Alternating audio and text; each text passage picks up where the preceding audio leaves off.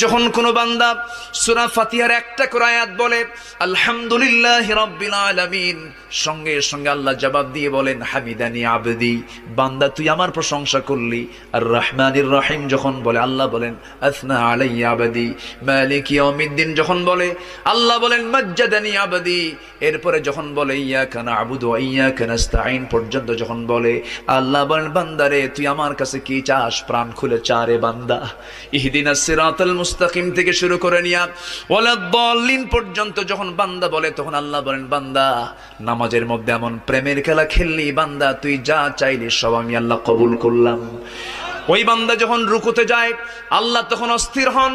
ওই বান্দা যখন সিজদায় যাওয়ার জন্য প্রস্তুতি নাই, সমস্ত ফেরেশতাকে ডাক দিয়ে বলেন ও ফেরেশতারা, এই বান্দাগুলো আমাকে দেখলো না, রাসূলকে দেখলো না, কোরআনকে দেখে হাদিসকে বিশ্বাস করে আমাকে খুশি করার জন্য তার সবচেয়ে সম্মান